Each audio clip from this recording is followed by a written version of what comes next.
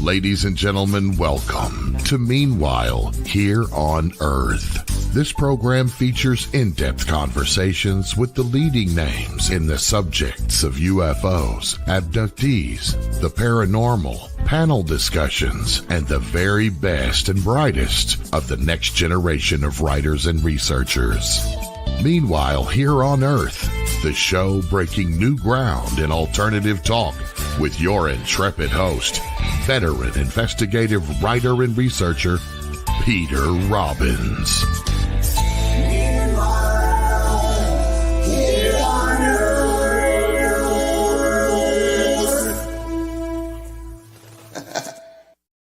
And welcome back to Meanwhile Here on Earth with me, your host, Peter Robbins. It is now, if you're watching in real time rather than as a podcast at some point in the future, January 6th. And as we begin the new year, one of the things that I've been reflecting on is the changes in the world of UFO studies over the past years, kind of that tipping point being in mid-December of 2017, with the publication of two very influential articles in the New York Times, and how the general climate has begun to shift since then. It's not as though ufology is free of ridicule, but it has been reduced respectably. And one of the areas we're seeing this happen in very clearly is the world of academia. Like the world of politics or official science, so to say, up until half a dozen or so years ago, it could be very detrimental to your career to publicly be associated with what was considered by most a very fringe kind of subject.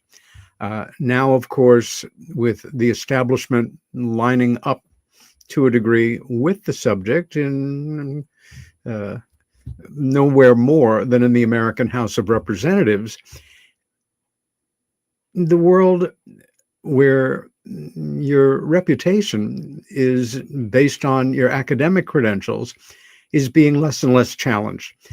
Going back to thinking about, when John Mack was censured by Harvard for his beliefs about UFO abduction and literally had to re-win his place by going before a board with his attorney, Daniel Sheehan, couldn't have had better, and coming back roaring with welcoming arms of Harvard. Dr. David Jacobs, a well-known figure in UFO research for many years, taught a course at Temple University in Philadelphia. He's a history professor, and it was a course on the history of UFO studies and the UFO question in America. He taught it for 18 years. I don't think there was ever a year that it didn't fill up. But the school always seemed to feel a little embarrassed about it. Then you have academics working independently on their own UFO-related work, and right next to it, their academic work. Dr. Michael Swords is a good example of that, retired professor of natural science at Western University in Michigan, who writes about general sciences, but also cryptozoology, anomalous phenomena, UFOs, and was editor, or is editor still, of the Journal of UFO Studies. Also in New York State, a friend of mine, professor now retired of anthropology, Philip Hasley, at the Niagara County Community College up by, or I guess technically within, Buffalo, put together a program of for some years of UFO lecturers that was not only well received by the school, by the staff and students of the school, but by the local community. And over a number of years, he had as speakers Stanton Friedman, Bud Hopkins, Leslie Kane, Travis Walton, myself, Linda Corteil of the Brooklyn Bridge UFO case that Bud so diligently researched. And we would have more than 400 people, almost all of them local, showing up. But an academic who has had my respect for years, but kept a kind of low-key picture as far as not looking for glory, is tonight's guest.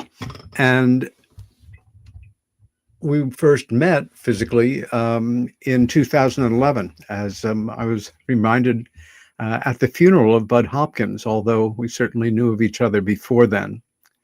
Ron Westrum is an Emeritus Professor of Sociology at Eastern Michigan University, where he has taught for 50 years. He specializes in the study of information flow, but is also interested in safety dynamics, corporate culture, and the sociology of anomalous events. He's the author of numerous articles on the sociology of science, system safety, and organizational culture. His most recent book is Sidewinder, Creative Missile Design at China Lake, published by the Naval Institute Press. He has worked for a number of small and large technological firms, including General Motors, the Rand Corporation, Lockheed Martin, and Darcy Mascius McManus. He has worked as a reviewer for the National Science Foundation and is also a longtime student of the UFO phenomena, and among other things, will be discussing hidden events, that being an event widely experienced but seldom reported, much like the case often for UFO sightings. These events which appear to violate common sense or scientific paradigms. By looking at earlier examples of public and scientific response to hidden events, we can get some idea of the probable response to a new hidden event. By looking at what has happened in the past, we can develop a more realistic approach to what may be going on around us. Ron Westrum is also the author of Technologies and Society, The Shaping of People and Things. And Ron Westrum, it's a pleasure to bring you on and invite you to have you be our guest tonight on Meanwhile Here on Earth. The pleasure is mine, Peter. I would like to say basically that I've been weird from the beginning. When I was in high school and college, I got interested in cryptozoology. I actually met Bernard Heuvelmans, who wrote the definitive book on sea serpents, and we became good friends after I sent him a list of errors in the book. And he confessed to me that actually the biggest error had not been spotted by anybody, which was that he mislabeled one of the charts. I'll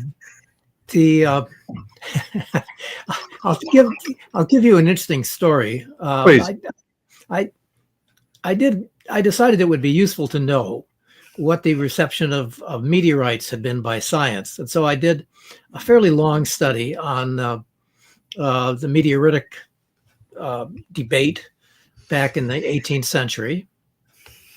And one day when I was in Paris, I delivered a copy of this paper to a French meteoriticist. Okay, meteoritics is the study of obviously meteorites, and so he said, "Well, thank you."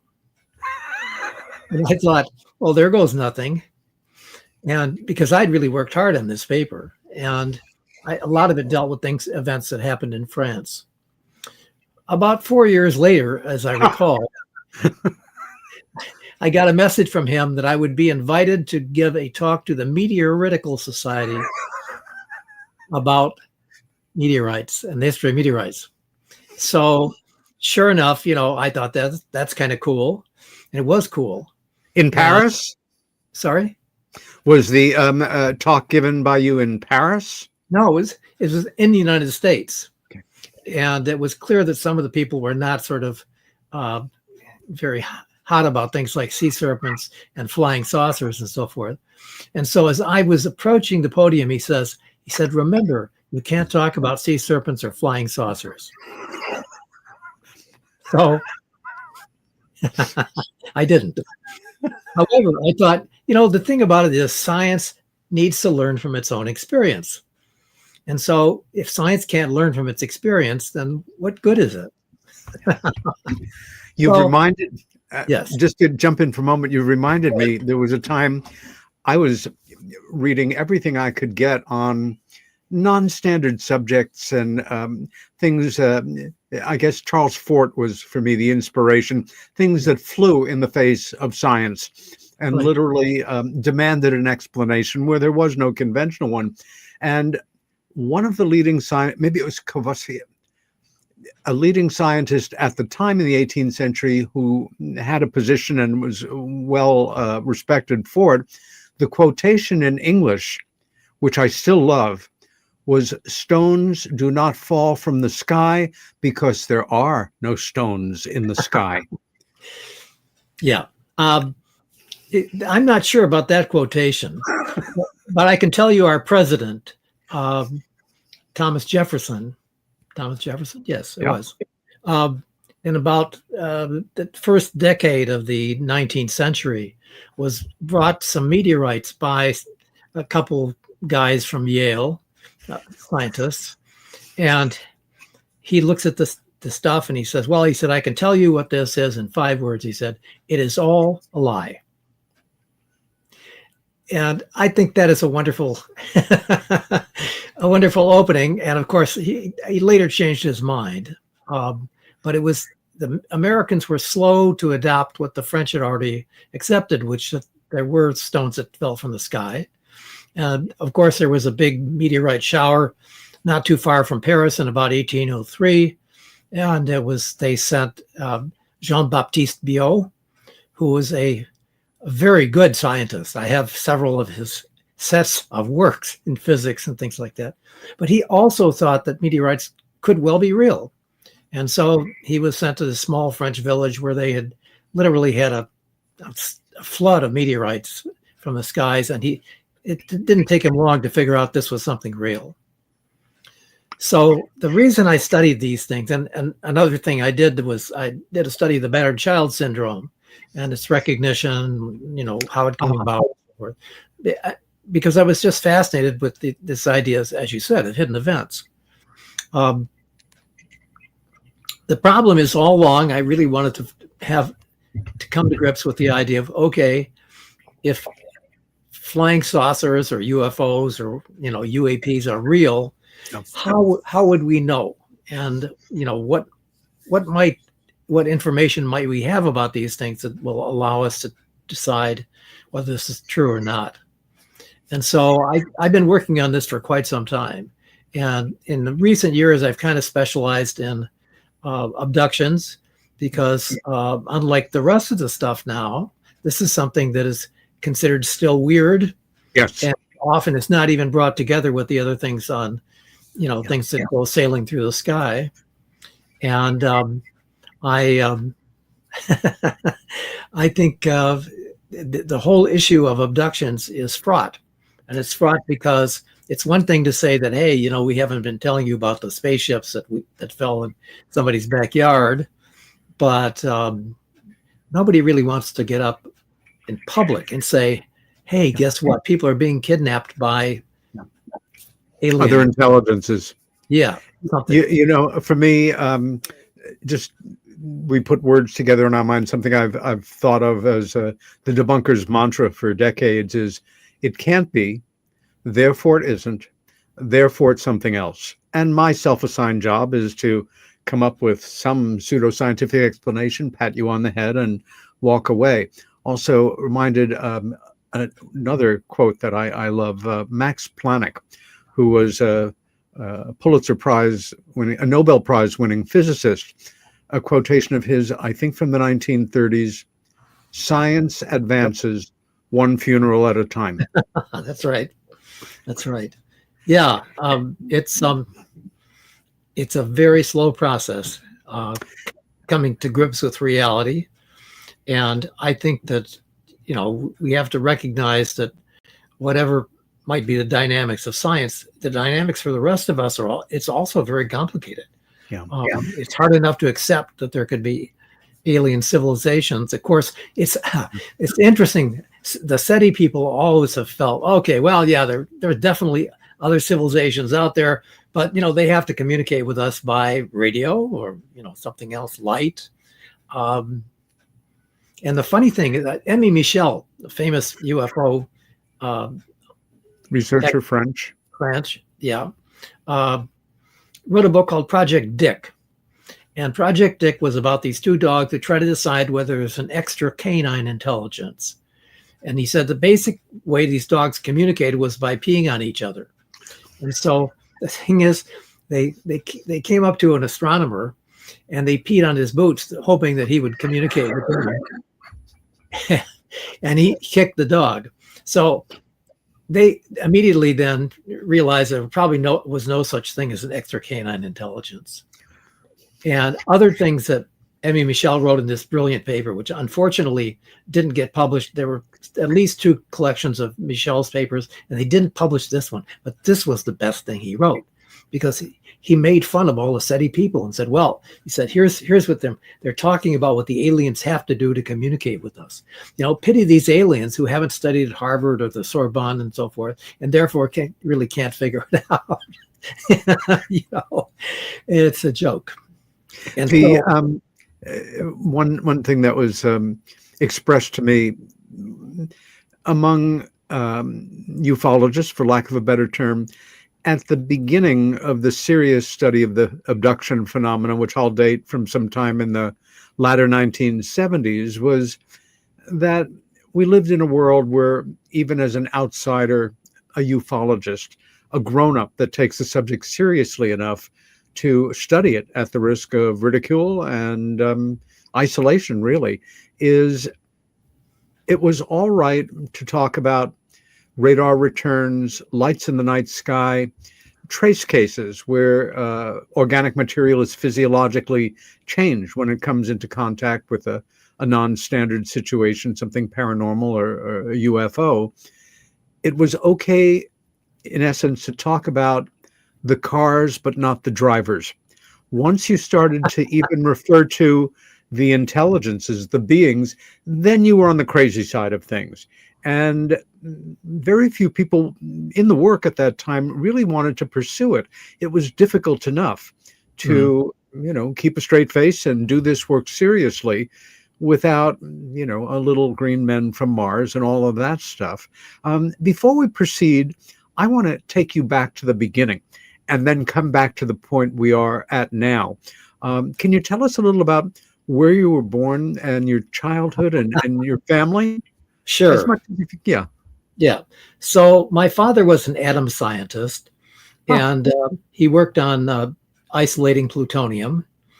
And he was delighted when I turned out to have 2 arms and 2 legs, because they weren't really sure about the effects of radiation.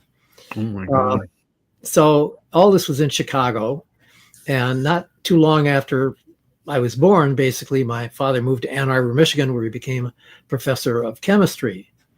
And so I grew up in Ann Arbor. It's a marvelous place. Yeah. And I was obviously, faced with all sorts of opportunities to learn things from people. Yeah. And, looking back on my life, eventually I read a little autobiography, not because of me, but because of the people I met. I'll bet. And I made it a point, basically, to look up people who were really smart and study with them and find out what they knew. And I think it's just something I really ought to share with other people. But this has been a long time interest of mine, is looking at the way that science thinks about events. And having a father who had published 600 scientific articles and who had started 2 journals in chemistry, it was difficult to convince him that there was something real about this. Although I have to tell you, later on in life, he and I went to a UFO conference together, and he didn't chortle and he didn't make fun and so forth. And maybe he knew something I didn't. He certainly had a much higher clearance than anything I ever got. Yeah, go ahead. Ron, do you remember at what point in your real childhood, being a boy, maybe elementary school, that you began to understand that your father did something different than most other boys' fathers, even in an academic community, that he was a scientist? And what went along with that? And was it something, even at that childhood point, that you saw, there's something about this that I'm attracted to, or that's my dad's thing and I've got my own dream? Yeah, well, I mean, to me, it was always the laboratory. My father was a laboratory scientist. And he had all sorts of groups and, interesting apparatus and so forth. And at some point in my life, I think about high school, it became clear that I didn't have the brains, or at least the inclination, to be a physical scientist. But my chemistry instructor actually recommended me for a National Science Foundation summer fellowship, and I went to Massachusetts, where I stayed at a prep school, only time I've ever been in a prep school. And it was a course on sociology. So, I went off to Harvard, and Harvard was an interesting place. I started as an advanced placement student, which I don't recommend to anybody. Ooh. Everybody was like 2 years older than I was. And that was kind of challenging. And I do remember there was a very smart professor that I wanted to talk to about UFOs. And he said, well, the thing about UFOs, he said, is they're only interesting if they've got little green men in them. Oh. And then he said, but if you believe there are little green men in them, you need your head examined.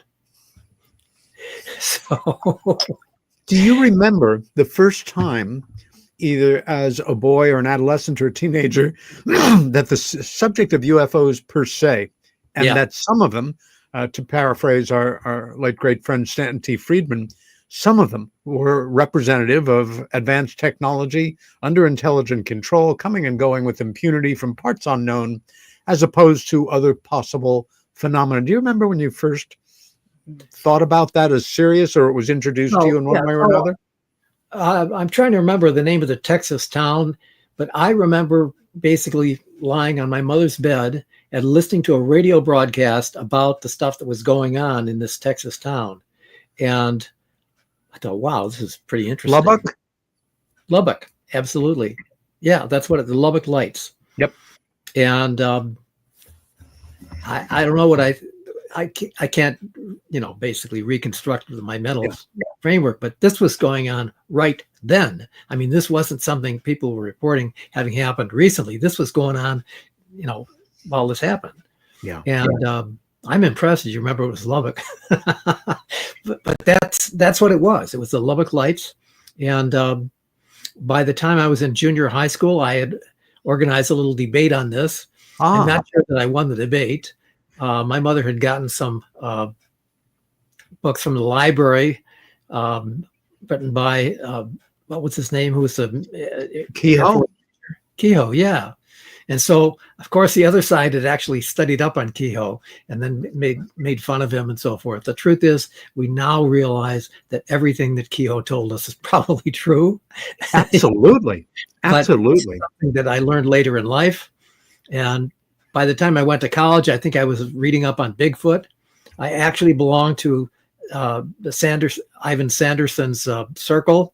Too much. Yes, and I'd like to come back to that, because he's a writer and a researcher who not only interests me, but that I've always been very impressed by. Yes, and he wrote a book called Invisible Residents, which was about underwater UFOs. Yes, and this was this was 1971, I think. 71, yeah, or even earlier.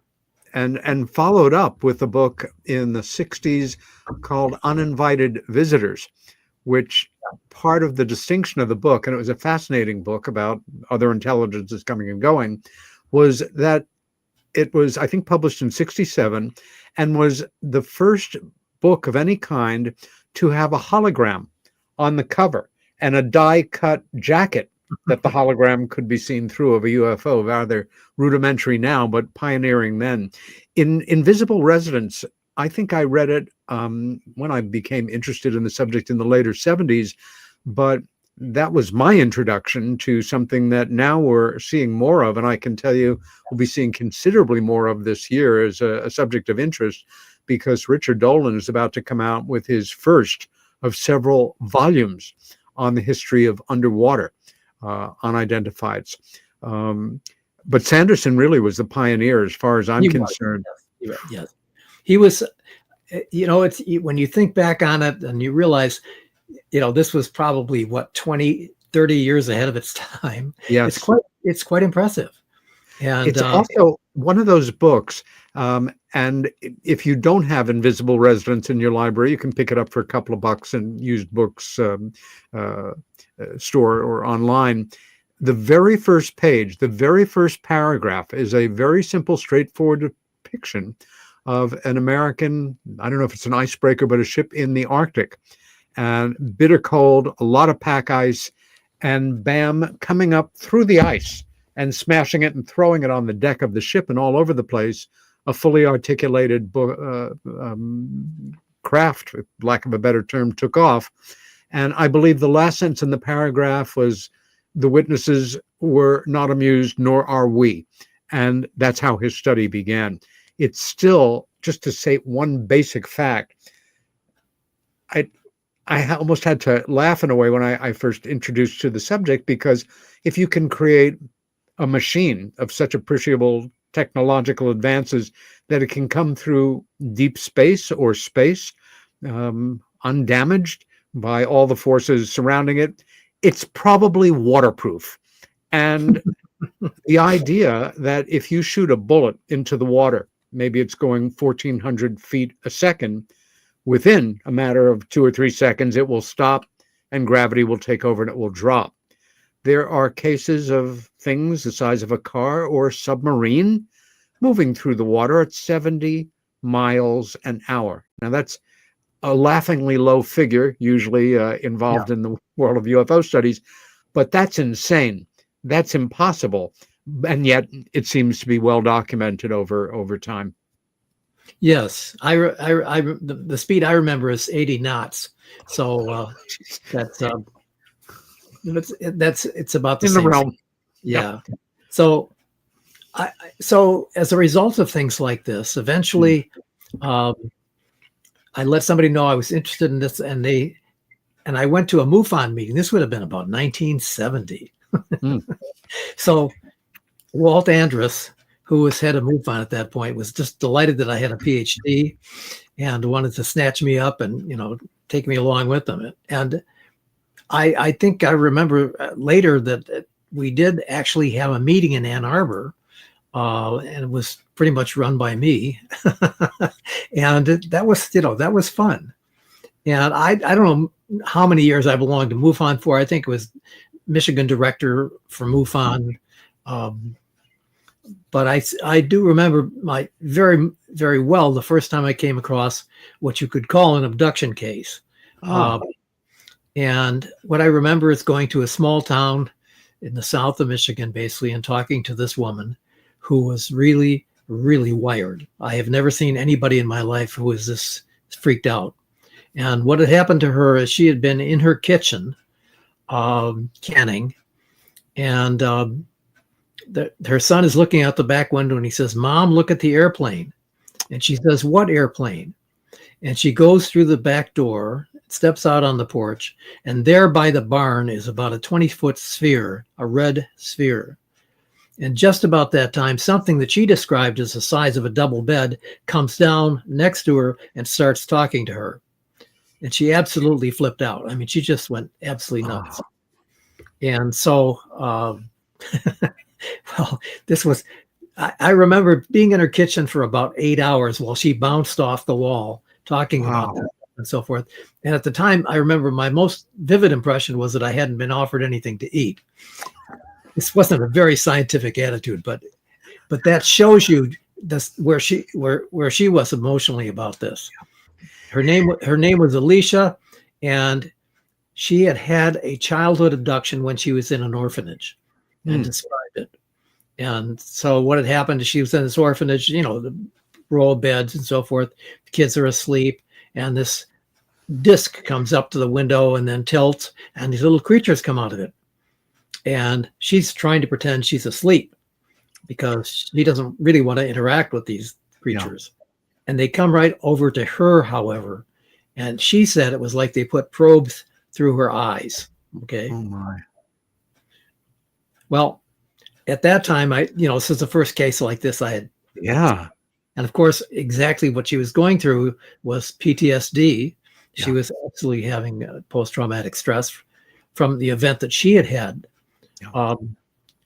And as a result of events that spiraled onward from this, basically, I became involved in looking at abduction cases. Let me ask you a question coming right out of this right now. And it's one that more skeptical viewers and listeners maybe asking themselves, or historically, that we all do at one time or another. Especially if this information or the subject makes one feel emotionally unsettled or downright anxious or frightened, we're prone to finding ways to dismissing it, but not offhand. And for a lot of people, it's like, well, witness testimony, and maybe she was looking for attention, or with all due respect for you as the interviewer, that this was her way of Phil classism that I absolutely adored, was feeling special.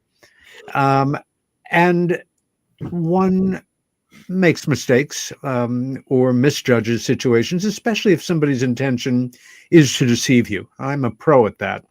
At the same time, one develops a sense, generally in life, but you tune it up to a different level sometimes in terms of interviewing somebody like this, to give your own self a sense of their veracity, why you take them seriously. And often it involves them wanting nothing in return, no money, no glory, not even any attention if possible. It's a need to go on the record with something that they observed or had happened to them. But again, witness testimony that could put somebody in jail for the rest of their lives for capital offense in a non-exotic kind of subject is dismissed. For me, the work of Don Schmidt and Tom Carey over the years with Roswell witnesses is an excellent example. Hundreds of them.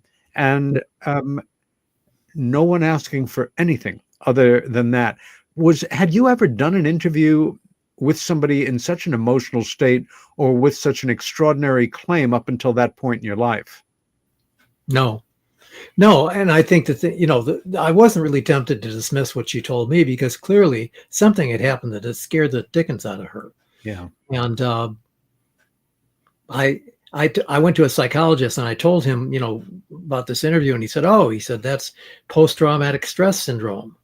I said, okay, tell me more about that. So I read a book on that. And I also, by the way, this is just what you do when you're a serious investigator, I read some stuff on forensic psychology, and especially eyewitness testimony. And that was helpful in sorting these things out. It really was. Later on in life, I became an oral historian when I did the book on the Sidewinder missile. Yeah. And I was...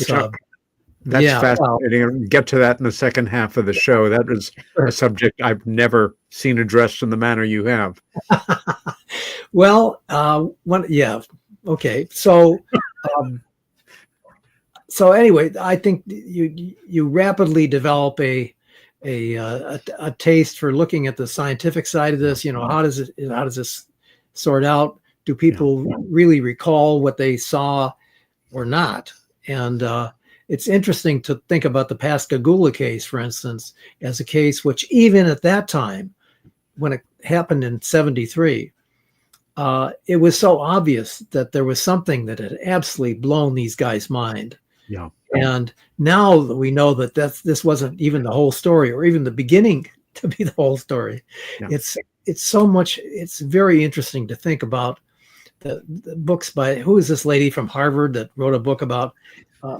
I can't recall her name. Probably very dismissive, very condescending, very. Yes. And her idea of field work was basically having a cocktail party and inviting some abductees over. It's just how incredibly silly. Yeah.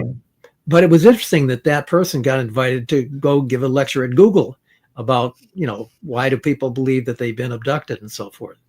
And everything that she wrote is basically, as far as I can tell, just garbage. Yeah. She really didn't care. No. And I think, it did her reputation some good that she dismissed this and so forth. But the reality is that this is often the tack that scientists take when they're faced with something which essentially is just not their picture of reality.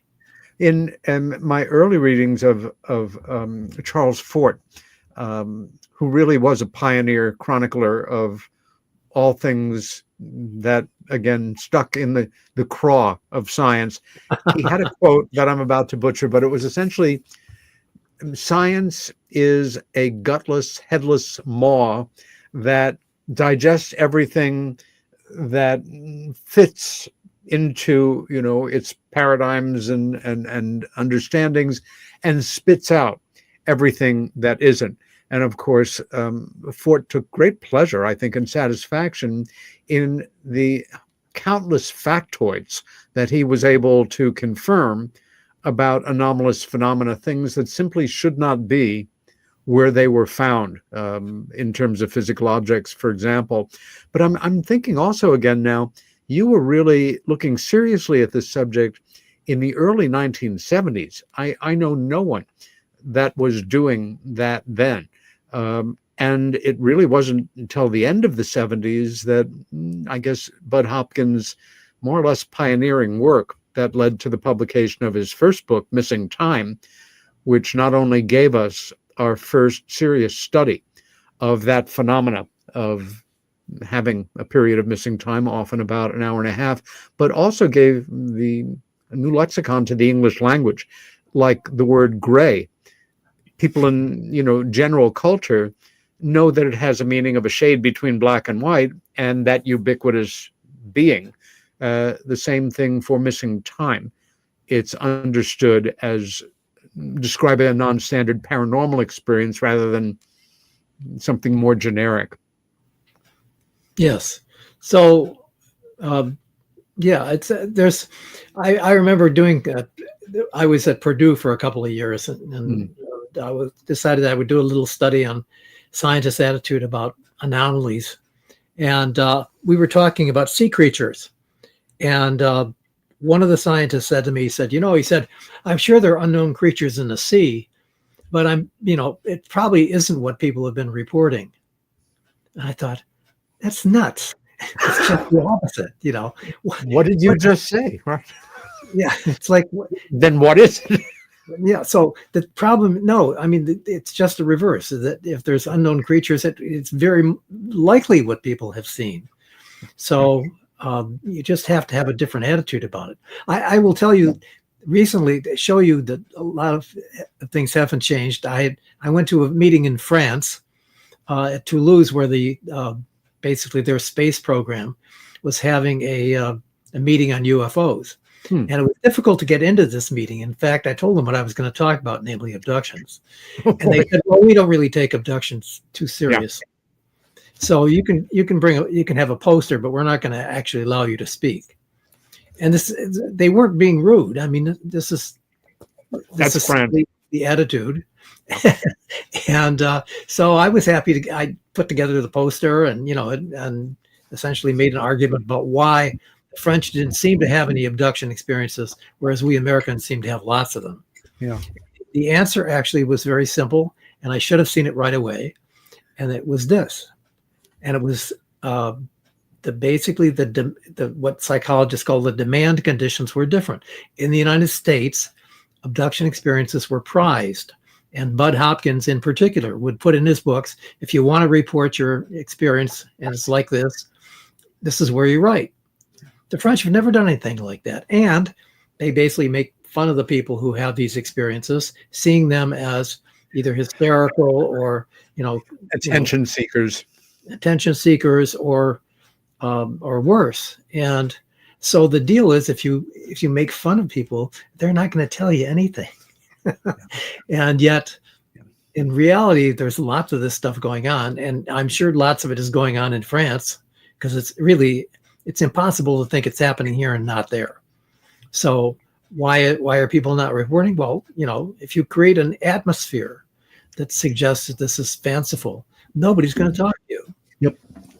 And so it was study of Bud Hopkins actually in his experiences. I have in my office something like 400 letters that were written to Bud Hopkins, which represent 1 year of people's, because Dave Jacobs gave me this. I said, give me a year's worth of these letters and let me see why people report, because that's what I wanted to find out. Why do people report these events. Okay, so to give you a sense of this, the mode of typical experiencer was, I read Communion, and then I read Intruders, and then I wrote a letter to you, Dr. Hopkins, or whatever it was, and then I wadded it up and threw it away. Now, funny thing is, Bud Hopkins actually gave a talk one time, and he said that's what they do, and that is what they do. There were a lot of letters that were out just like that scenario. Okay.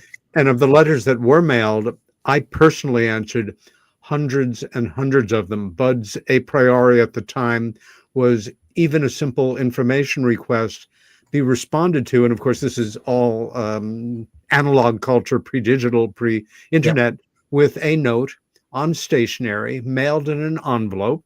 And that's the way we did it. Yeah, no, I think that's great. But I answered my own question, which was, why do people report? And the answer is, it's very difficult for people to report. They don't really want to do it, and it takes reading a couple of books. I kept looking for the thing that said, well, I saw you on television. That's why I'm responding to that. Television is not that powerful compared to the book, at least as far as reporting is concerned. Yeah, no question about it. When did you first come upon the work of Bud Hopkins? Was it in 1981 when Missing Time was published, or did you have any contact with or awareness about what he was doing in the later 70s? I think I remember when Bud Hopkins had not come upon any abductions at all. He had just investigated this case, his liquor dealer having this. Yes. George Obarski, his very first case, the New Jersey case, and 1976. That's right. And he didn't know what to make of it. Yeah. And, Bud even then was an impressive person to listen to, took it very seriously. And obviously, I think Ted Blocher eventually made inquiries in the neighborhood and found other people who had seen the stuff that that Obarski had seen. So very much so. Yep. And that's an interesting thing in and of itself. Instead of taking the person off to a psychiatrist and seeing if they're sane, go around the neighborhood and see if anybody else saw this thing. I can actually fill in some of the details there, because I met Bud because that article was published in, of all publications, the Village Voice, which was a New York weekly for decades, primarily, a lefty kind of journal, but something that didn't deal with UFOs. That's right. And it was, I was all of a year maybe into my obsession with the subject, walked by a New York news kiosk, and there's the Voice. The headline was, quote unquote, "Sane Man Sees UFO."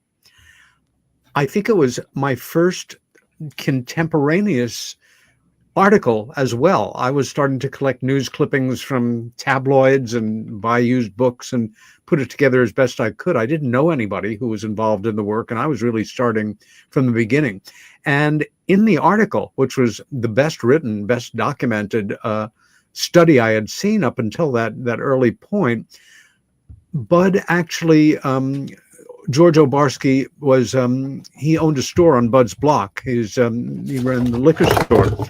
And it was kind of a neighborhood joke because George was a teetotaler. And one night he was staying late to do inventory. And he left about 2 a.m. and had this extraordinary sighting of a full landing and disembarkation just off the Coast Road in New Jersey at about 86th Street, right in the space behind a very distinctive apartment complex, a round complex, like the old Capitol building in Los Angeles, that is called, still is, I guess, Stonehenge Apartments. And he interviewed the doorman, who was on duty that night, who observed the lights rising after they had landed, and went to call on the house phone a New York City police detective who lived in the building and who he knew was up. It was very, early in the morning. Mm-hmm. And as he went for the phone, the plate glass window in front of him collapsed. It smashed. When the police came in to investigate, they could find no point where a bullet or a BB or whatever was fired into it. There was a couple in the building he interviewed who were up late with a colicky baby, and the craft literally passed by the window of the apartment and once again continued to put it all together. A very fine first investigation, but you really predate him in terms of a focused interest on abductions, and that's the root of his beginning, his career as far as that goes. Yeah. Let's talk a little bit about sociology. In doing my due diligence before having you on as a guest, you read people's biographies and you read about the books and articles and papers they've written. But sociology, it had occurred to me, we were discussing briefly before we went on the air, there are lots of serious backgrounds one can bring to the world of UFO studies that are valuable. Studying science, studying psychology, statistics, the world of natural materials, astronomy. For Bud and myself, I think having a classic art education helped us to think out of the box and come at things in a non-standard way. But sociology really brings it all together. And just basic definitions here. Sociology is the scientific study of human behavior and social life, including how people interact in groups, organizations, and societies. Sociology examines social change, the social causes and consequences of human behavior, and the structure of social groups and organizations. It also studies the problems facing society, such as crime, poverty, and minority-majority group relationships. How it's different. Sociology is unique among the social sciences because it emphasizes the relationship between all parts of society, rather than focusing on a single institution or level of analysis. And finally, what sociologists look for is patterns and reoccurring characteristics or events in all kinds of places, from two people talking to differences between two nations. It really gives you a full horizon to work from and a methodology that one can use more or less creatively in coming up with some really important facts, statistics, and observations about us and this subject. I used to joke with people a long time ago that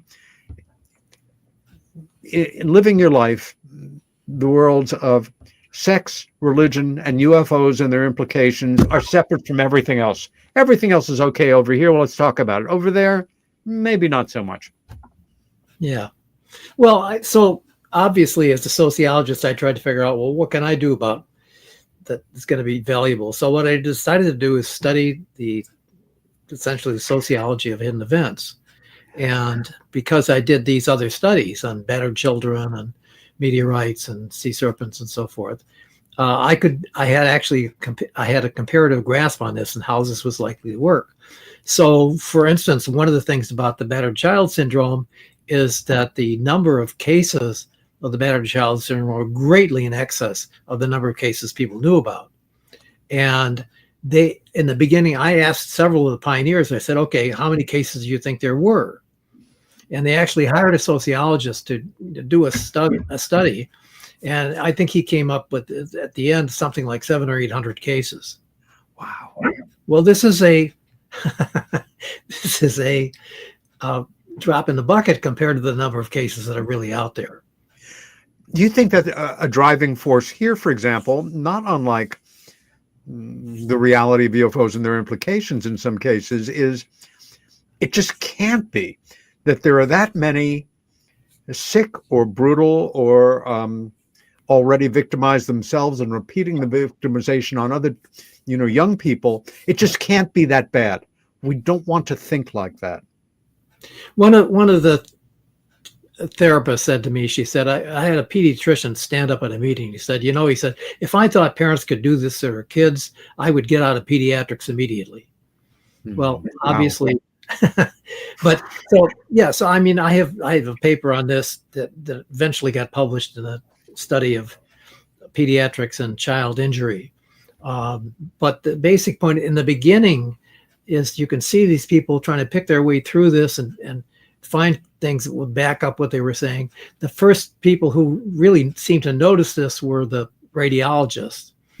And the radiologists really didn't want to take this on as a major thing for them because they were just getting recognized. I mean, it was the child radiologists who really didn't want to make a big fuss about this. But they in terms of broken bones they were finding that weren't explained? Yeah, well, you could see that you could have bones in different stages of healing. Yeah. If you could look inside the child's body. So the thing, what happened is basically a pediatrician got hold of this issue, Henry Kemp, and Kemp decided that he would blow this thing wide open. And so one year, I think it was 1961, he was head of the Academy of Pediatrics, which is an event, not a place. He was head of the Academy of Pediatrics, so he had the ability to choose any topic he wanted and have a session on it. He'd had previously no success at all in getting other people interested in this. So he said, well, we're going to have a session on this. It's going to be in the grand ballroom of the Palmer House in Chicago. Okay. Major. Okay. So there were about 1,000 people. This is his estimate. About 1,000 people came to this event. Wow. He had an interdisciplinary panel and he just took off. I mean, there was an article in JAMA, the American Medical Association journal. There were numerous articles in popular magazines and so forth. And if you look at the curve, basically the curve just goes up in terms of public recognition of this stuff. So it's interesting to see that once you have broken the ice, so to speak, it's often quite possible that you're going to have an outpouring of stuff. Yeah. And so, and the interesting thing, another interesting part of this, talking about hidden events, Henry Kemp knew very well that there were also cases of sexual abuse of children.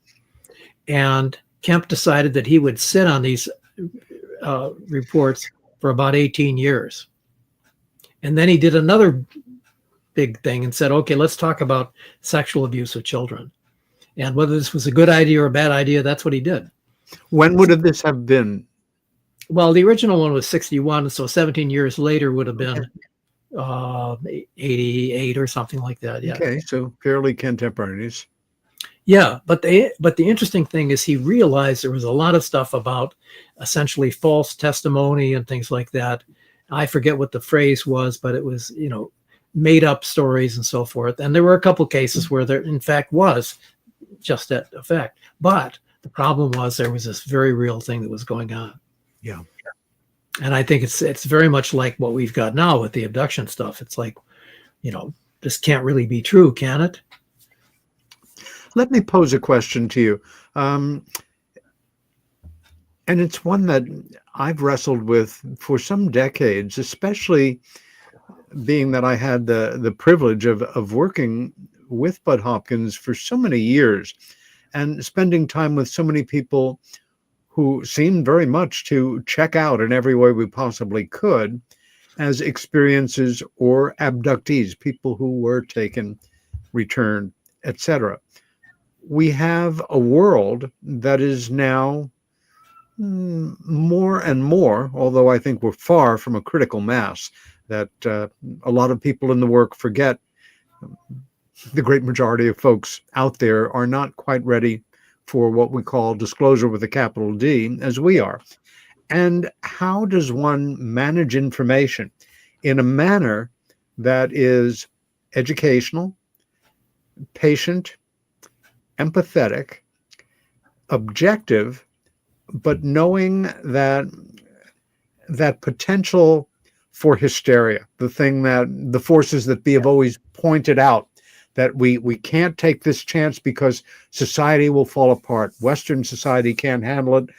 People of faith will, lose faith, on and on down the pantheon of explanations and excuses.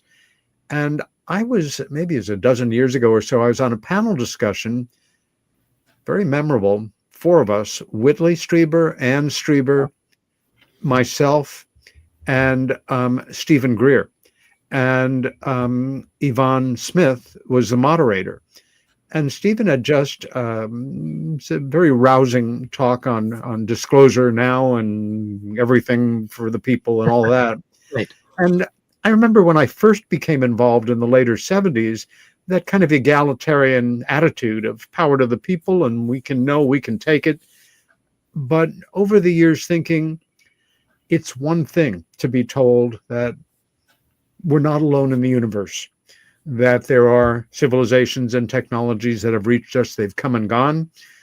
They have made contact with people. Key people in government are aware. That's more than enough for anyone. But then to suggest that there are these beings, or taking it to the next step, beings that are part us, part them, referred to as hybrids, which when that was first presented to me in several cases that were ongoing with Bud, my attitude was, I think I'm going to check out on that for a year or two. I really, even working as Bud Hopkins' assistant, that stressed me until more and more credible evidence observed, and it became pretty much part of the way things are. How does ufology, how do people like you and I, how do people in the more, not theatricalized, but the more popular world of UFO studies, which now has, many major personalities and organizations and views. I'm asking the question kind of rhetorically now because we've got about 90 seconds left before we go to break. We're having our own missing time experience. Things go often in a very lively way if you're engaged in what you're saying. Right. As we go out, though, I would like you to think about, or even comment now briefly on, this is a massive challenge. And yes, I still haven't been able to come up. You can't dig half a hole. You can't put the toothpaste back in the tube. But you've got to remember that Henry Kemp did exactly that. He didn't talk about the sexual abuse of children first. He said, let's get physical abuse accepted. And if we do that, then the other stuff can come too. Yeah. Well, my argument as far as that panel discussion was simply that: how do we manage this information? How can we go forward? We euphemistically, whether it's the government, the individuals that move the chess pieces around the world, the official world of ufology, and bearing in mind, again, that most people are not ready.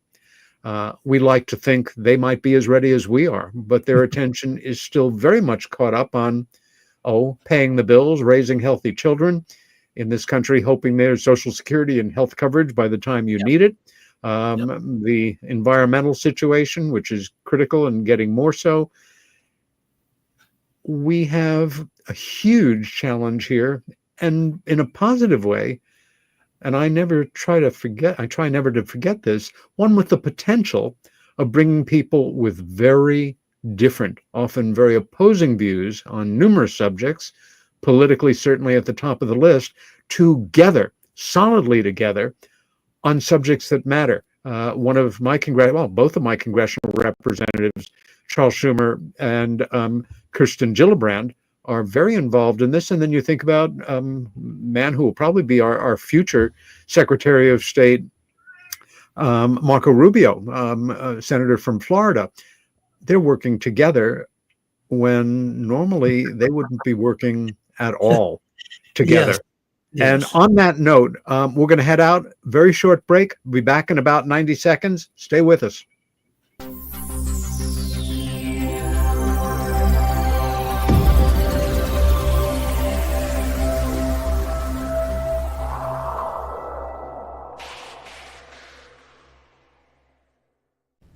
This is Margie Kay, and I'd like to say thank you to all of our KUNX show hosts, staff, listeners, and viewers for making us number one on Paranormal Talk Radio.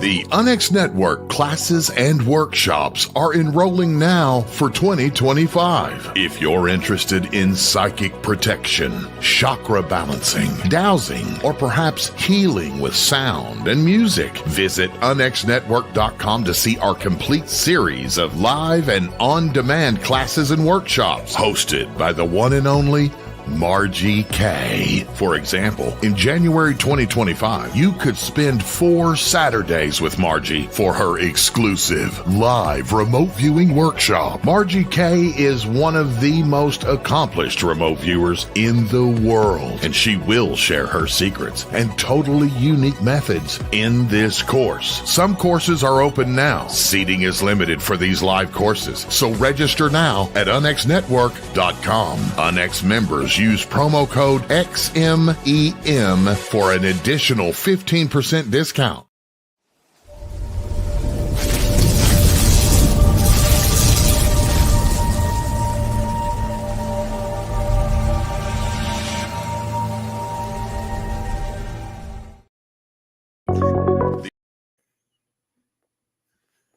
And we are back. Meanwhile, here on Earth is the show. Peter Robbins is your host. My special guest tonight, he is Professor of Sociology, retired Ron Westrum. Welcome back, Ron. Thank you. We left off at a rather pregnant point, and Right. It's an unfair, almost impossible question, I think, to answer in a simple way. But how do we move forward in addressing this complex series of concerns for me around making the subject of truly anomalous advanced technology type UFOs under intelligent control acceptable, and at the same time, how do we prepare people and introduce the idea of abduction, which, if one studies the incredible amount of quality literature and studies and reports and actual evidences that one could bring into a court of law about something that's just too creepy to imagine, or it's got to be science fiction, or the result of a mind under stress, you know. Well, let me ask you a question, because as a sociologist, this is one of the few things that I have some qualification to answer. How many abductions are there? I have no idea. In part because one has no idea based on how many of a certain event happen that are reported. A good, the best reference I can give on that is, for years, a standard talking point of nuclear physicist and distinguished ufologist, the late, great Stanton T. Friedman, was Stan was always very proud of the fact of how many talks he had given in different types of venues, among which was over 600 presentations at universities and colleges around the country and around the world. And a stock question he would start with in the early parts of his exchanges with the students was, can I have a show of hands of how many people feel they've seen a UFO? And X number of hands would go up. And he'd make an informal count. And the follow-up question would be, how many of you reported this? And it was almost uniformly 90% who didn't raise their hands. Only 10% reported it. So based on that, and in my little world of several hundred people who I've interacted with briefly or over a long period of time regarding this subject and their own experiences, I have no idea in hell how many abductions take place, statistically speaking. Yeah, well, I do. So let me tell you what I think. And, other people can certainly take, a different point of view. I think basically, if I've had 3 different things that make me, and these are all unscientific, but they're all interesting. So the first one is basically, if you are an abductee, can you tell who the other abductees are? In some cases. Well, so I posed this question to the woman who was the subject of Intruders. Deb White Cabell. Yeah. So I said, okay, can you spot other abductees? She said, yes. I said, okay, so how, given that experience, it's 1 in how many? And she said, oh, about 1 in 25. And I said, okay, so how can you tell? And she said, well, you look at them in the face and you can see it in their eyes. So I recently saw her at another conference and so on. And she said, well, it's probably something more subtle than that, but that's pretty much it. So, okay, so 1 in 25. 1 in 25. All right. So Hopkins, Jacobs, and I did this study where we tried to, and this was probably the only random sample study that's been done on this of any size. And came up with the figure 1 in 50. Okay. Then there was a member of MUFON. Okay, this is again non-scientific, who asked 150 people he knew if they thought they were abductees. Okay, so 5. Okay, you can do the math. Basically, it's 1 in 30. Okay, 1 in 30, 1 in 25, 1 in 50.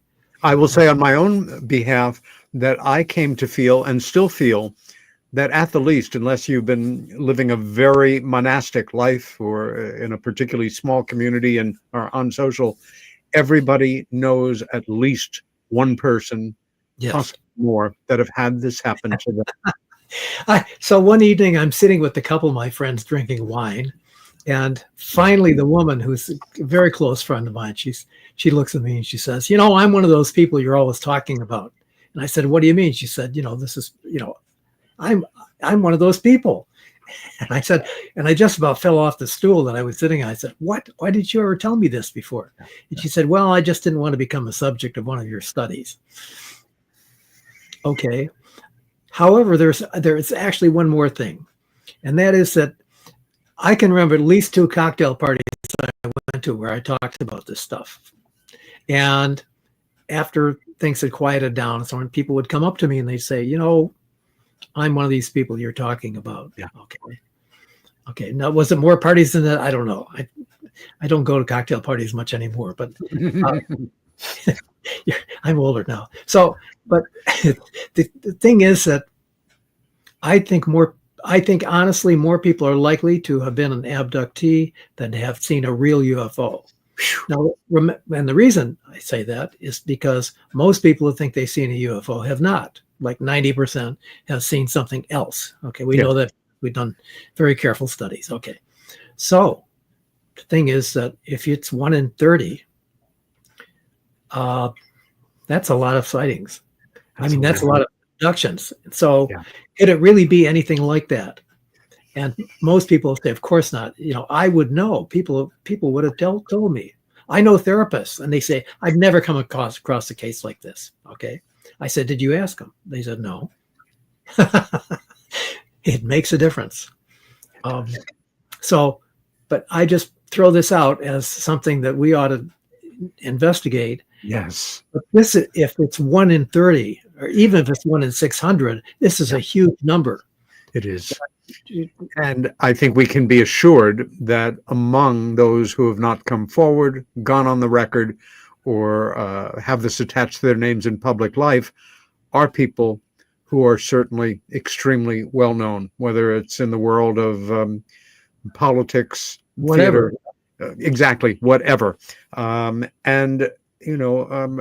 Jacobs, I guess it was his second book, Secret Life, which was a title that was chosen by the publisher, but that worked for him, is as good a title as any for that group of people whose names we associate with that experience, like Travis Walton, a well-known abductee who was very public for many years. There are people who this is at the center of their secret life, and they do not have an interest in sharing it, and they hope that it will not come out. They don't want to deal with it privately or publicly, but that can be a very lonely place to be. And I salute the people who have made the decision after really reviewing all the pros and cons, and there aren't a lot of pros to becoming a public person in the world of saying that you've had this experience, except that it serves sometimes more than we imagine to inspire or reassure or help somebody that doesn't live in a situation where they have anybody that they can go to or talk to about this, and continue to live what they might consider, a reasonable or normal life. I'm just glad that that we have kind of a resident sociologist observing this, because it's a question we're going to have to address sooner or later. There are a number of scenarios of how this may evolve. The whole process of disclosure is a process. When the name and the idea first became public, I think some of us thought of it as an event that was going to come, like the second coming or something, but Right. An event that would be absolutely paradigm shifting in every sense for civilization, society, and humanity. My fantasy originally, very, I think, naive now, is, well, who knows, timing, an appearance by world leaders, religious leaders, economic leaders, coming forward in public on or about the same time, coordinating it with each other, with major institutions of learning, and just saying we're not alone in the universe, and we need to begin to adjust to the fact it has been decided at a very high level that if we don't make this at least public at this point, it's going to break sooner or later. And we'd rather try to do it in a way where we can manage it with your best interests in mind. Again, it's at this point, it kind of drifts into a science fiction scenario. And one thought before giving it back to you, in the, I guess, 80s, and then maybe half a dozen years ago, there was a mini series that I thought was pretty cheesy, but it began with a wonderful science fiction premise. The idea was, yet once again, aliens come to Earth, tell us they're going to help us out with all of our problems, and it turns out, well, they weren't telling the truth, and there are some very scary consequences. It was called V. And very quickly we learned that the aliens, who all look like blow-dried 80s supermodels, are really wearing wonderful latex suits, but they're eating mice and other things, and they're going to eat us at some point. And then it breaks down into every kind of World War II resistance movie you've ever seen in your life, but with different players. The opening, I think, is worthy of Jules Verne or any of our great, more modern science fiction writers. One day, everybody in the world wakes up, and the news is hanging over the biggest 50 or 60 cities in the world, 1 mile up, is a mothership a mile across.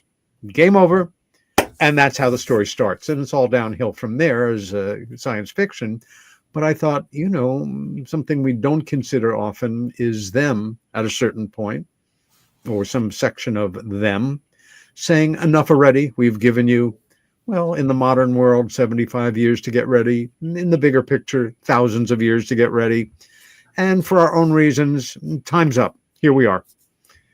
I don't think that's likely, because I think they're more intelligent than that, or more overseeing, or that they understanding it would just create chaos. Your thoughts on a scenario or scenarios by which the forces that be, and these are the secret keepers and the powerful people on the planet, what this is, anything behind the scenes in terms of looking at how they're managing information or choosing to continue this cult of secrecy and national security states, of which we are living in certainly one. Any thoughts at all on what's going on behind the scenes? Right. Well, right. So the thing is that the difficulty is that the phenomenon itself is complicated. I mean, just to give you an example, take these books written by R.D. Six-Killer Clark. Her interview is basically with Native Americans about this. And what you find is basically there are experiences across the emotional spectrum from, these are space brothers who come regularly to help us, to, the more Hopkins, Jacobs kind of thing. It's like, you're going to be abducted and messed around with.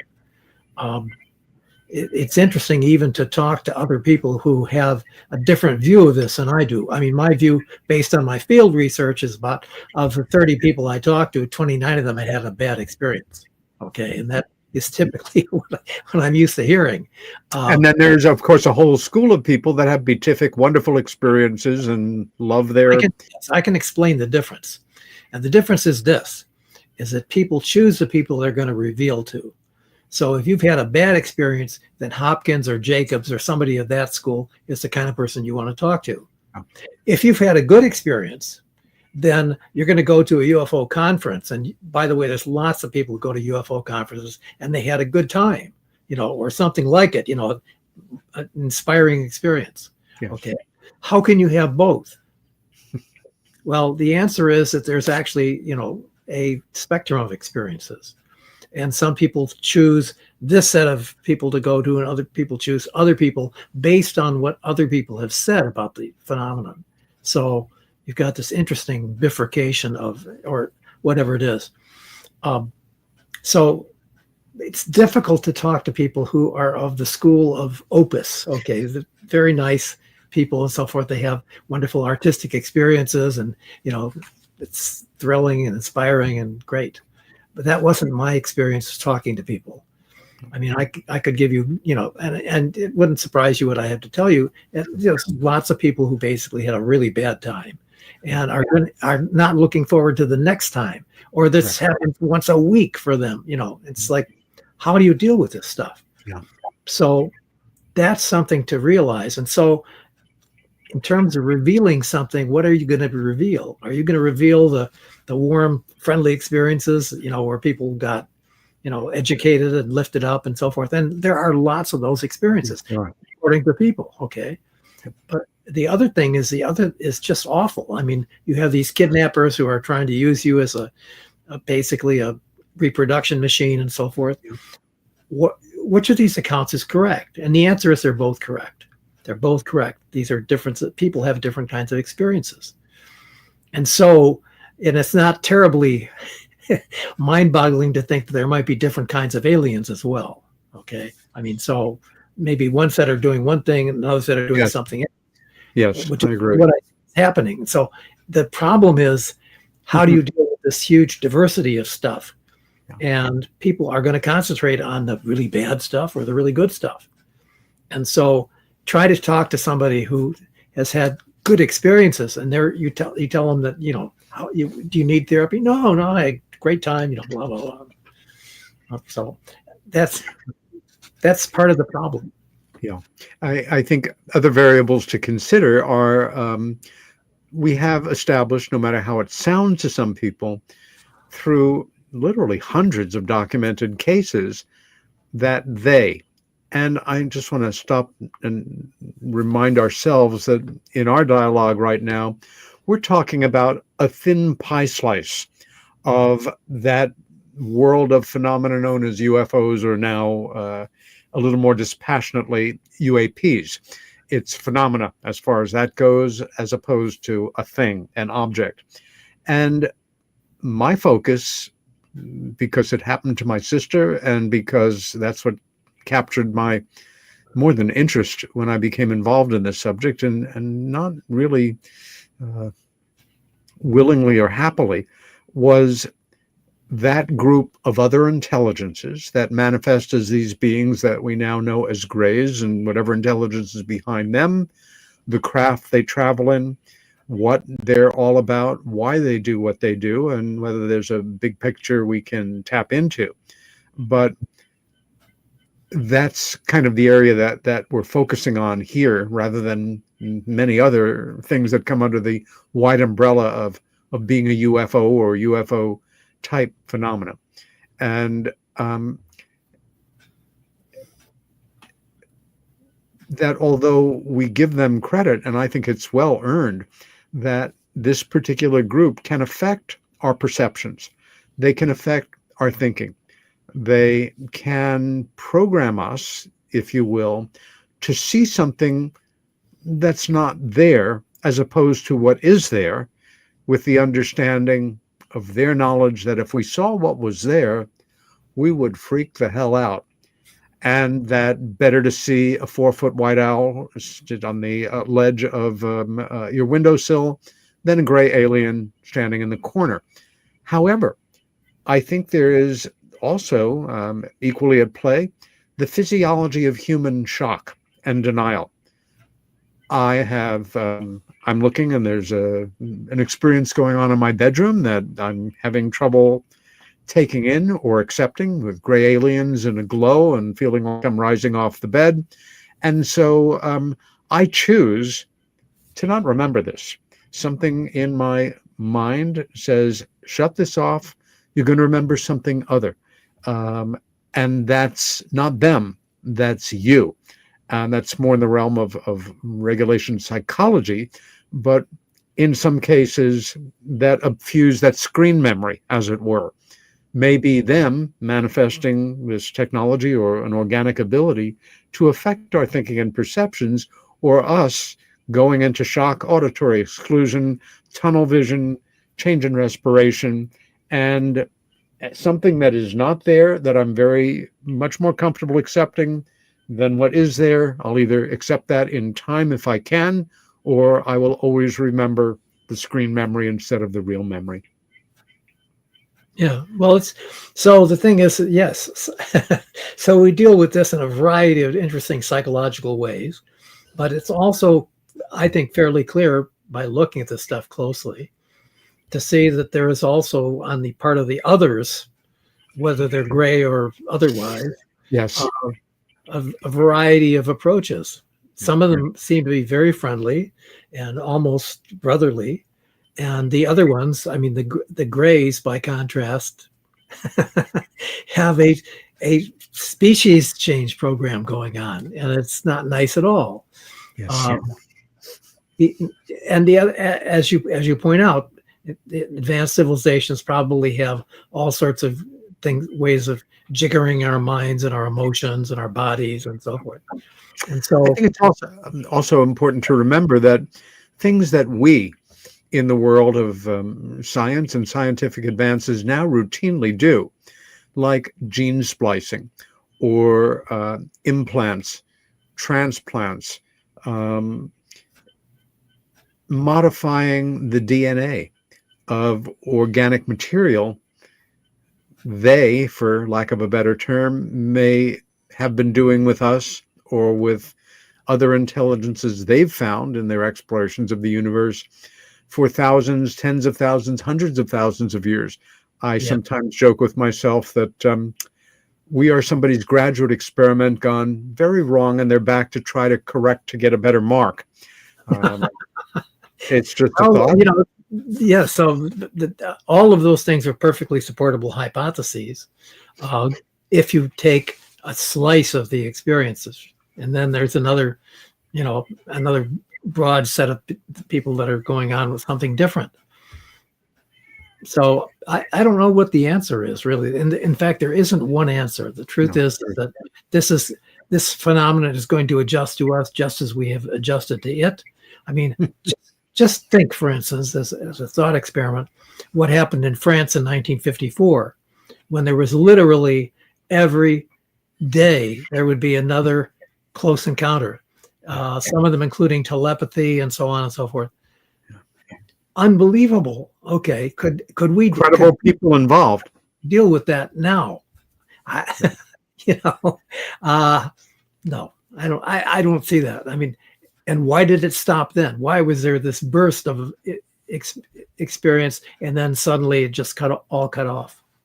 In a way, in our relatively current wave of congressional investigations, which even if they're not bursting into flame, they're producing some interesting smoke.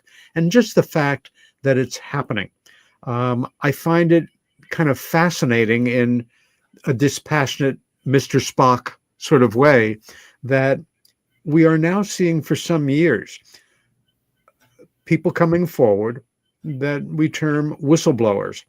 The majority of the ones who have testified before the House committee on this subject have been credible in terms of their backgrounds. Every part of their history seems to check out. They are treated with respect during their testimonies, but almost immediately there's a cavalier attitude that, oh, well, a whistleblower, so they say, or, nobody's been able to show me a carburetor from a flying saucer or the thumb of a gray alien. I'm from Missouri. I need real evidence. and all you're giving me is testimony.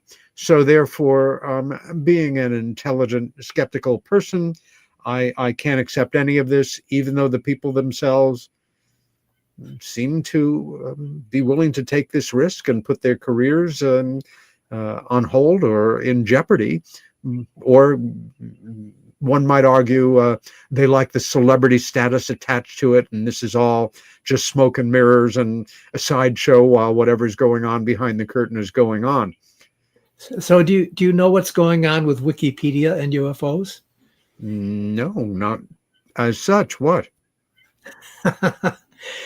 Well, as far as I can grasp it, basically, there is something like a cabal in Wikipedia who are determined to make sure that this stuff doesn't get much attention. Yeah. And I think, I've been experiencing this for years, but without knowing what to put in front of it. And then I realized that the same people, the so-called skeptical people, are behind a lot of this. Okay. Well, back in the 30 years ago, I did battle with these folks, and I know what they think and how they operate. And it's disturbing to see that they're still around, still doing the noxious stuff that they used to do. Yeah. And I made this may not be true of Wikipedia as a whole, but certainly there is a group that decides it's going to edit and take out or put stuff in and so forth. And I just find that really offensive. I mean, I don't think that's any kind of paranoid musings. I agree with you. And it's maybe their collective way of exerting power, because again, they know the unknowable. Bud, as you remember, had a very dry sense of humor. And sometimes he would joke with me, and I didn't realize it was a joke till the punchline. But at one point, I remember him with great mock reverence going on about these debunkers. Here we are in the world of UFO studies, and more specifically in the world of abduction studies, feeling our way in the dark, trying to figure what in the name of God is going on, and to wrap our heads around these almost impossibly seeming reports coming in from so many credible people in so many locations over so many years, when here we are in the presence of individuals who know the unknowable. They know that abductions aren't happening. That is very impressive scientifically, and as such, we should give them our respect and listen to what they have to say, because we admit we're in the dark. They're self-illuminated. The other thing that strikes me, because at one point I made a specialty of reading stuff on espionage and the dark world, if you will. Oh, yeah. People don't realize that this is a big time issue. And basically, I call it Westrum's law. And that is basically the higher the stakes, the rougher the play. Ooh. And so I think when you begin to look at what happened to Hopkins and to Jacobs, just as a starter, it didn't necessarily happen by accident. No. And so what else is going on? We know that in the past, enough messing around has been done so that somebody committed suicide. Okay. Yeah. But you have to realize, people, these are high stakes games. People play by different rules. Yeah. And there's a lot of money in doing it the way that somebody else wants to have it done. Yeah. So I don't think it's paranoid to say this. If you just look at it from the point of view of how would you handle this sort of opinion change stuff, and we've got stuff where the CIA in the past has decided it's going to quash these things. Yeah, so, I think I'm very glad you brought up this point with this seeming working group that has this dedication to keeping things on a certain pitch in the Wikipedia world. I have only in the last year come to feel more and more and see examples of something that I haven't really talked about, or have done so in a more guarded manner,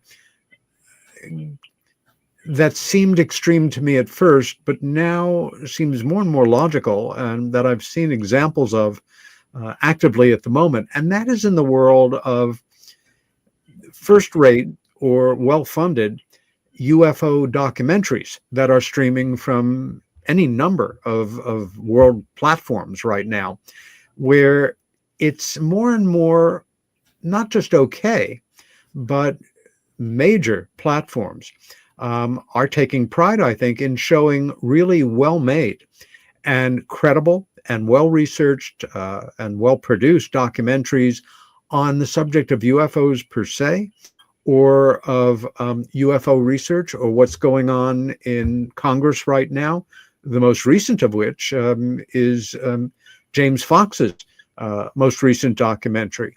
However, a number of documentaries that have been shown or being shown now or are being worked on for future exhibit about abduction are being, well, there's a certain amount of hatchet work in this area.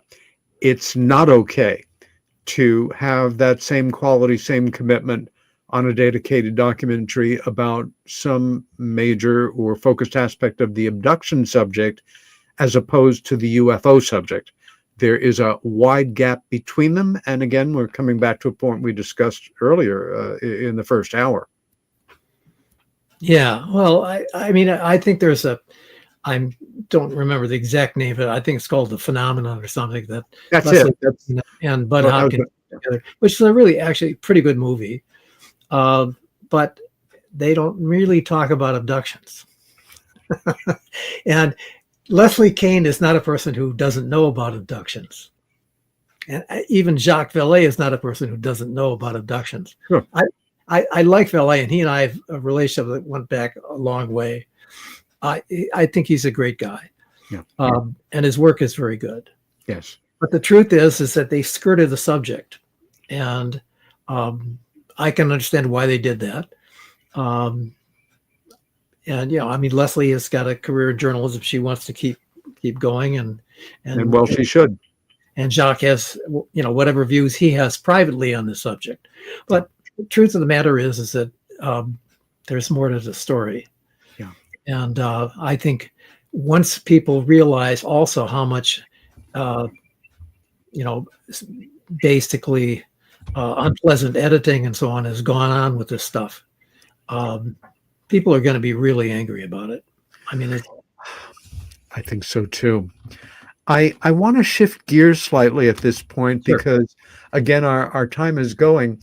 You have written several books, and one of them, Sidewinder, Creative Missile Development at China Lake, brought me into kind of a take that I haven't experienced much.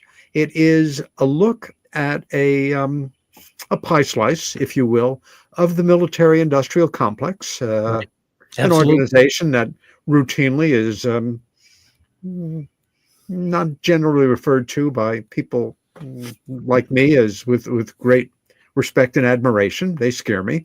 Yeah. But that weapons making, which is something we do very well in America, yep. There is an important place for it in this crazy, violent world of ours. Unfortunately, we're in a golden age right now of, people killing each other, although that doesn't really seem to change. And right.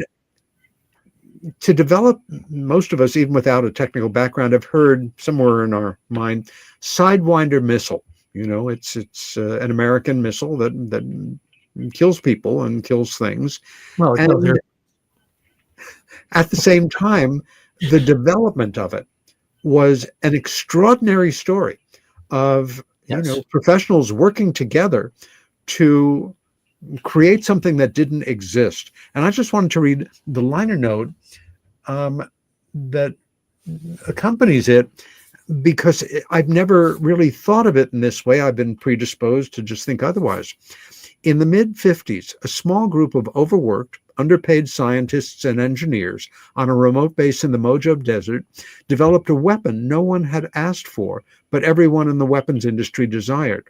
This is the story of how that unorthodox team, led by visionary Bill McLean, overcame U.S. Navy bureaucracy and other more heavily funded projects to develop the world's best air-to-air missile. Author Ron Westrum examines that special time and place when the old American work ethic and can-do spirit were a vital part of U.S. weapons development to discover how this dedicated team was able to create a simple and inexpensive missile. Today, many decades after its invention, the Sidewinder missile is still considered one of the best that America has to offer. In a time of billion-dollar weapons development, contracts, astronomical cost overruns, and defense acquisition scandals, this revealing, highly readable tale about one of the most successful weapons in history should be of interest to anyone concerned with national security. It was almost that old-fashioned American attitude, like you say, of this is something we need, but I never was in contact with anybody who came at this particular subject with a certain warmth, so to say. Yeah. But what a hell of a story you've documented here. Well, yeah. So this book is in its fourth printing now. Wow. And this is like, 20 years later. And I was pulled kicking and screaming into doing this because I said, I'm really a peacenik and I, don't like weapons and stuff like that. And the truth of the matter is, once I got involved with it, and this is not unusual for people who do field studies of any kind, anthropology and so forth. In the end, I came to see what the people who were doing this saw. And that is basically that we were engaged in a war. At the time, it was Vietnam. And before that, it was Korea. And so I wanted to understand how creativity works in a military context. Yeah. And I have to admit, at the end, I had enormous respect. And I want to emphasize that I had enormous respect for these people. And I think anybody doing what I did would probably also end up thinking the same way, because just as you got involved in the subject, then the subject got involved in you.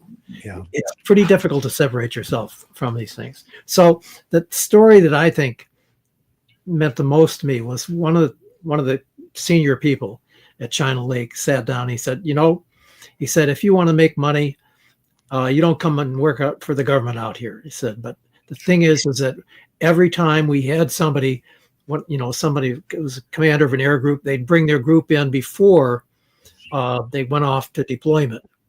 And 6 months later, they would come back. And some of them had their lives saved by the technology that we had managed to share with them. And so he said, the thing is, this is an enormously rich reward. It's not a monetary reward, but it's enormously rich in terms of personal meaning for you. And I think that's what I ended up with in the end, is that here are the people who are trying to make sure that those pilots that are up in the cold air, and it's cold, are going to come back and be able to be with their families in the end. War is a nasty business, absolutely nasty business. But the truth of the matter is, the only thing worse than doing it to somebody else is having it done to you. And so it's, as I say in the book, without our weapons, we would be slaved. No question about it. So, I read the Naval Institute proceedings. I gave a talk on this at the Naval War College, and I was very pleased to do that. I remember walking up to the auditorium. Here's a picture of Admiral Sims, who's always been one of my heroes, on the wall, and I thought, fantastic. Sims actually had been president of the Naval War College at one time. And I think the next speaker was basically the Secretary of the Navy. And I had brought in a film, and he said, I didn't know people were going to bring in films. Well, it's show business. So anyway, but I really had a good time doing this. And I'm still interested in naval weapons and technology, and gave a talk not too long ago at the Naval Information Warfare Center on basically corporate culture and things like that. So I'm very interested. Hidden events actually provided me with the concept of information flow that I used in looking at corporate culture. Ron, as somebody, again, who was schooled in art history and in the use of artistic materials, everything from oil paints to marble to making prints, I I'm fascinated. I guess I just never really, it makes all the sense in the world, but within the context of creating a new weapon, a weapon that doesn't exist, you have a similar kind of ethos. Yeah. yes. And I never really thought of the military creative process.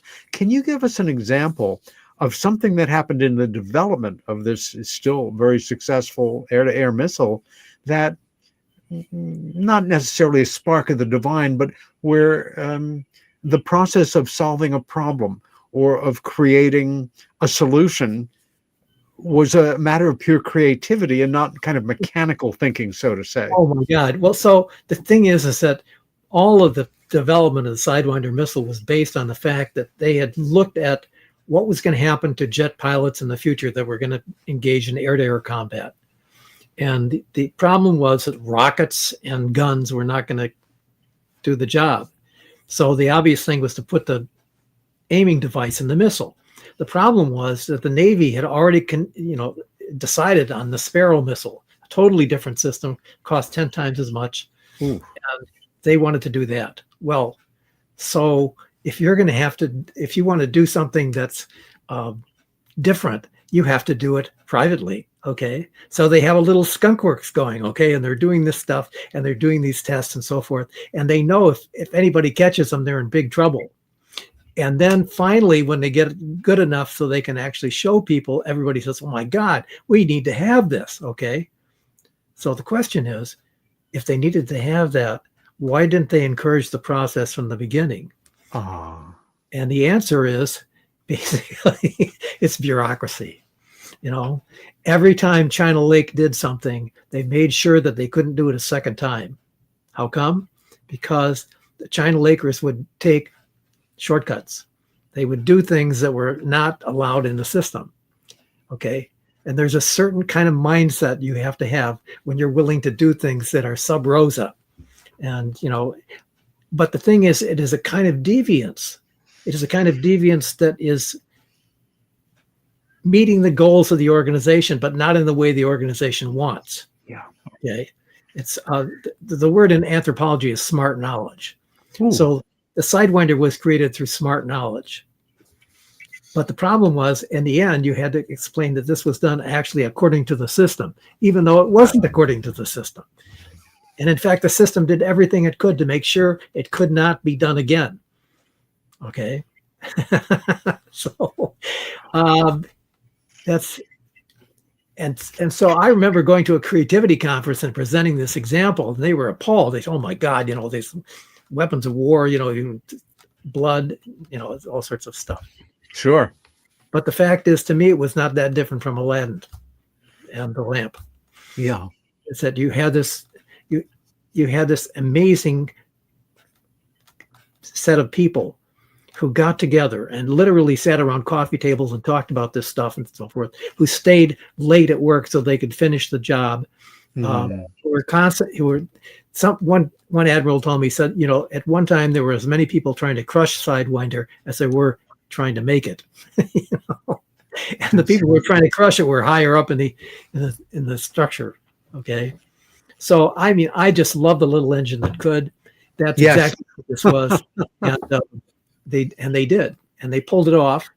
And as soon as they had it, basically other people wanted to have it too, including our enemies across the sea. Of course.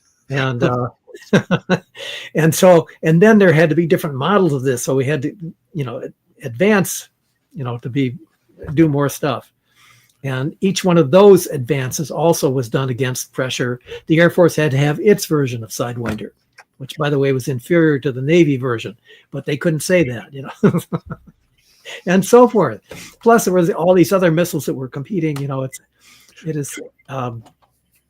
was an unbelievable chance to talk to people who were doing this, and it took them a long time to get me straight. I would write up whatever they told me, and I'd hand it back to them, and they'd mark it up and send it back, and then I'd do it again, and so finally got it right. And believe me, there were a lot of people who wrote in and said, this is not the way it happened. This is the way it happened. And I remember at least 2 or 3 occasions where I would sit down with somebody and say, now let me tell you how it really worked. Okay. I love it. No, I mean, these were wonderful people, and they took me into their homes and, told me these incredible stories. And thank you for bringing us into this world, because it's a closed society, so to say, to the great majority of us. This is really interesting. I didn't have a clearance, and I made sure that I didn't learn anything that was, not going to be okay to put in the book. Right. Good idea. I want to talk a little bit about your other book, which sounds to me, as an outsider, more like a sociology, truly sociological theme, which is Technologies and Society, the Shaping of People and Things. This text provides students with a realistic sense of the complexity of technology and of the vulnerability of those who must use and manage it, and of how society and technology can work together more effectively. Simple statements, but incredibly challenging complexities of fine-tuning systems so that things work as well as they can. So the thing is that I have to admit, I have a tremendous interest in invention. Okay. And in the process of doing this, I met some extraordinary people. One of them was Jack Rabineau. And Jack Rabineau was a good enough technologist that I think the Bureau of Standards actually has a movie. It's about a 3-minute movie of him. It's unbelievable. Jeez. So how did I meet Jack Rabineau? I was reading some stuff on invention, and I called him up and I said, what about X, Y, and Z? And he said, we started talking. And I mentioned I was doing a book on Sidewinder. He said, Sidewinder? I designed the aiming mechanism for Sidewinder. Oh my gosh. And this was by no means the only instance where this happened. There was another time I was talking to Peter Drucker, okay, big management theorist and so forth. And so I'm talking to Drucker, and I wanted to ask him about orchestras, which he is an expert on, I guess, or was. And so I mentioned I was doing a book on Sidewinder, and he said, well, I sure hope you won't say what I said about it. I said, what'd you say? He said, well, I told him it wouldn't work. Yeah, good advice. Take it.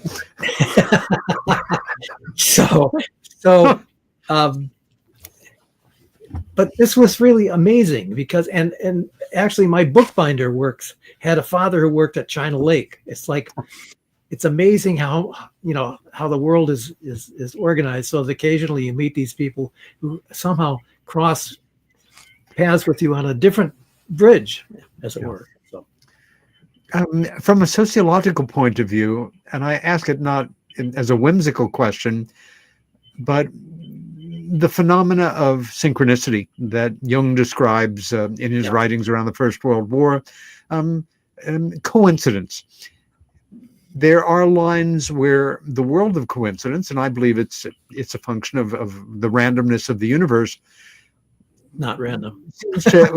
Seems to just violate every possible protocol of chance, and that it's either predestined or, for me, in facing the most extraordinary allegations of coincidence and synchronicity,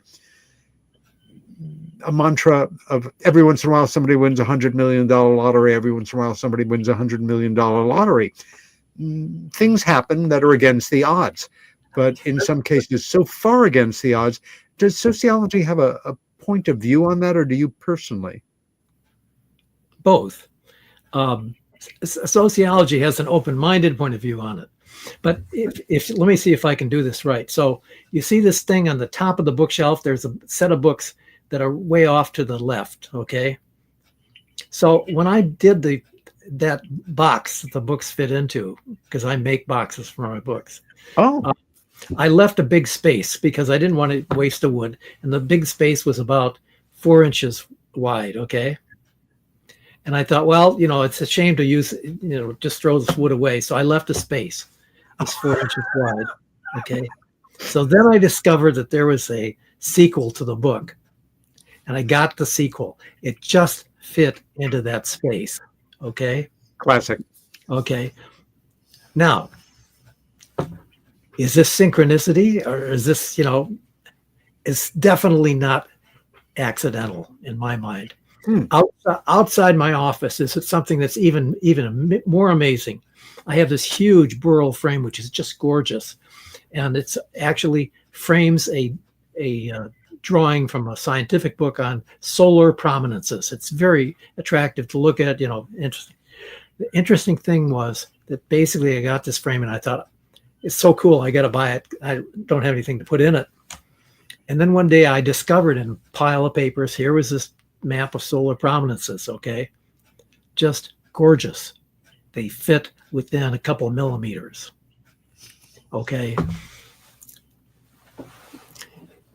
So I think if sociology has a point of view on this, the point of view has to be, there's a lot of stuff going on that we really don't understand. That works for me. Wow. As we move into our last 8 minutes or so, what do you see? Well, I'm like a lot of radio hosts on paranormal subjects.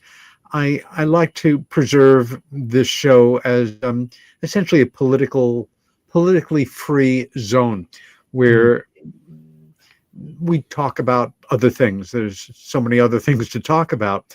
But as we're about to move into a new administration and a new governing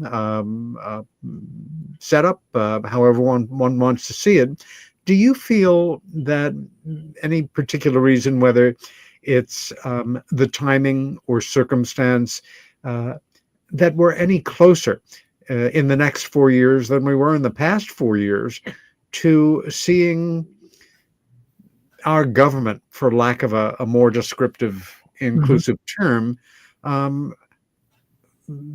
becoming more open or maintaining the status quo, or just ignoring the subject? Any intuition or thoughts on that from your point of view and your experiences? Absolutely. So, I mean, I spent my life studying organizations. I mean, that's it, the anomalous phenomena stuff is off to the side. Yeah. I spent a lot of time on it, but mostly I've studied organizations.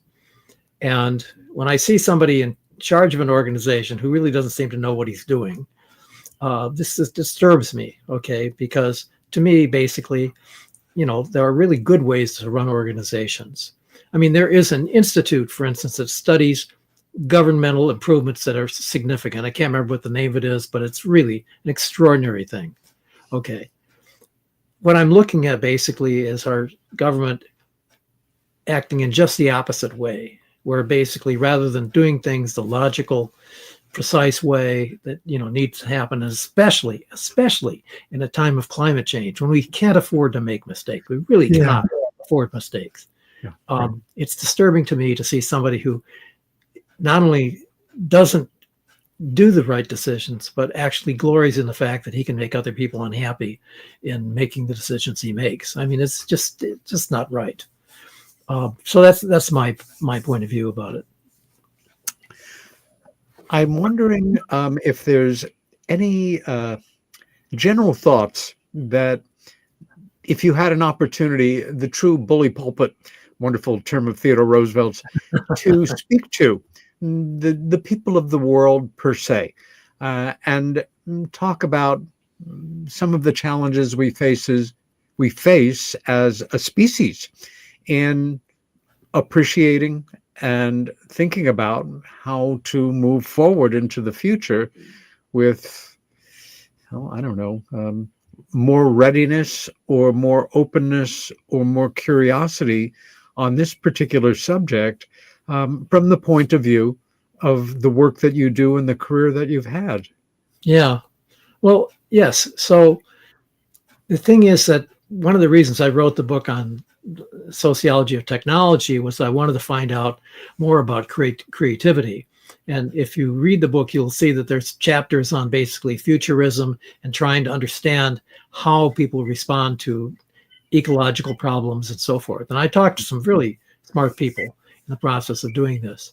I think that basically here is something which requires human ingenuity to a very great extent. And the issue is, how do we harness this human ingenuity to make sure that we have a future, that we are not going to lose enormous numbers of people as a world society, and at the same time, and necessarily involved with this, that we don't lose enormous numbers of species on which we are totally dependent.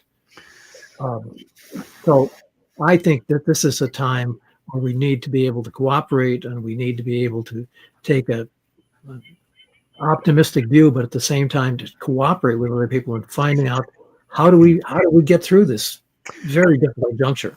I think one of the tragedies of modern times is how, one way or another, key issues that are completely apolitical, have nothing to do with the world of politics per se, have been politicized. And that sometimes in life we are our own worst enemy, and we will support a point of view based on an abstract or a specific principle we think we agree with. But in the big picture, we are doing ourselves not just a disservice, it's self-destructive behavior.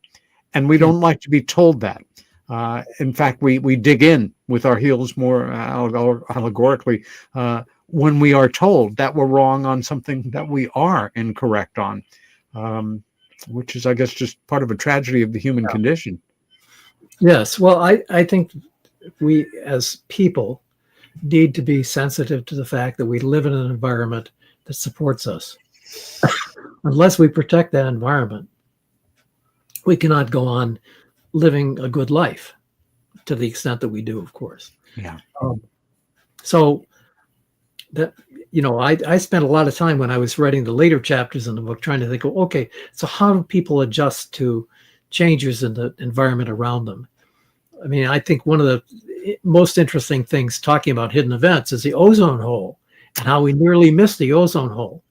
And we got it only because basically some people broke the rules and decided to publish a paper. It was the British who were doing this, and they ignored the fact that an American satellite that should have told them the truth, in fact, was giving out information that was incorrect. The computer was giving out information that was incorrect. And but they had the guts to do this, and then turned out we had misprogrammed the computer. Perfect. We human beings. How many other blind spots have we programmed into the systems that are supposed to protect us? Anybody's guess.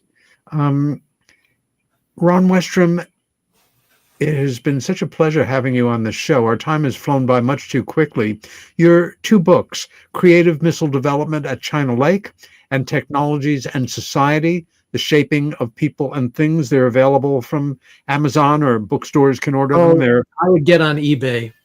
But yes, I mean, I think they may be, Sidewinder is probably still in print, but the other one you can easily find on eBay, and and we'll give a quick shot there. Famous picture. That's it. Top on the Empire State Building. Incredible. 1931. No protective gear. Probably $1 an hour or so. Right. And again, Sidewinder. Is there any place people can go to keep in touch with you, or see where you're going to be speaking next, or find out what you're doing, or what you're up to? Do you have a website? It's just coming online. It will be available. Anybody who's interested in some of these issues, happy to contact me through LinkedIn.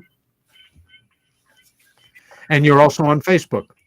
I'm on Facebook. Yes. Okay. Again, a real pleasure.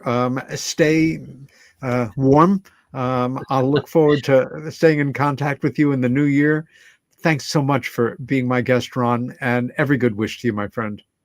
Thanks to you, Peter, for having me on. I really enjoy it. Thank you. My pleasure. And out we go. Have a great week. See you here, same time, same station next week. Take care.